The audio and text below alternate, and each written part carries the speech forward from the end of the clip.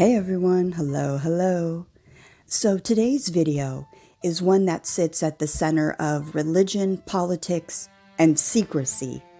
Joe Biden's alleged elevation as a principal Freemason in 2025.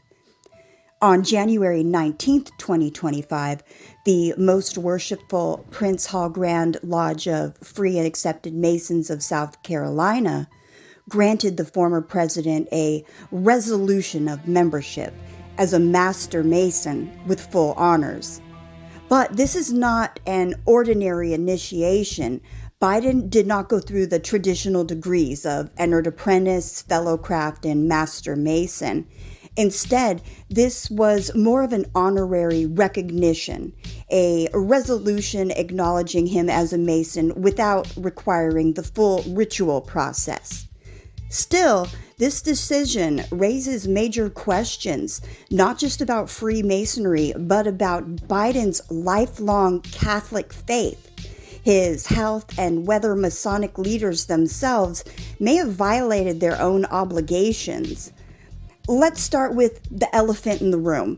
Joe Biden has always presented himself as a devout Catholic, a man who attends Mass, carries rosary beads, and openly cites his faith in public life. But here's the problem. The Catholic Church has explicitly forbidden Catholics from joining the Masons since at least 1738. Pope Clement XIII's papal bull In Eminenti Apostula Specula, condemned Freemasonry as incompatible with Catholicism. Since then, multiple popes have reaffirmed this ban. The most recent clarification came in 1983 when the Cardinal Joseph Ratzinger, later Pope Benedict XVI, issued a declaration stating the faithful who enroll in Masonic associations are in a state of grave sin and may not receive Holy Communion. That means automatic excommunication, no gray areas, no loopholes. If you're a Catholic and you join the Masons, you're effectively cut off from the sacraments. So, if Joe Biden accepted this honorary membership, even if it was symbolic, does this place him in direct conflict with his church? Could it mean excommunication? These are not minor theological questions. Now, let's flip the lens and look at things from the Masonic side. Traditionally, Masonic obligations prohibit the initiation or advancement of candidates who are not of sound mind and body. This is critical.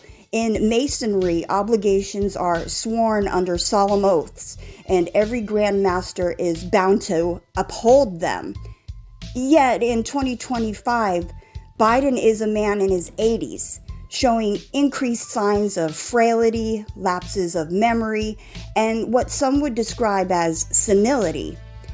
In fact, the dictionary defines dotage as the period of life in which a person is old and weak, synonymous with elderliness and senility. If that describes Biden, then Master Masons Masons have traditionally forbidden bestowing degrees or even honorary titles upon such individuals. So here's the question. Did Grand Master Major, who presided over the recognition in South Carolina, violate his own Masonic oath by conferring membership on Biden? Was the obligation set aside for political or symbolic reasons? It's important to clarify, Joe Biden did not go through the traditional initiation process. He did not kneel at the altar, take the 3 degrees, or undergo the secret ceremonies that have defined Freemasonry for centuries. Instead, he was granted a resolution of membership, a kind of honorary Master Mason status. That puts him in a strange position. He is not a Freemason in the strictest sense, but he also carries the title with honors, meaning he can be publicly recognized as such. It's a halfway house between Masonry and politics, blurring the lines between authentic ritual membership and symbolic recognition. It begs the question, was this move meant to honor Biden or to make a statement about the role of Freemasonry in modern America? For Biden, what does this mean for him, for his Catholicism?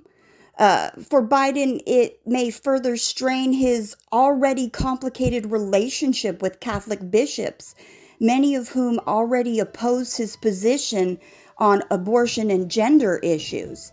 If this recognition counts as Masonic membership, then by Catholic canon law, Biden is automatically in a state of great sin.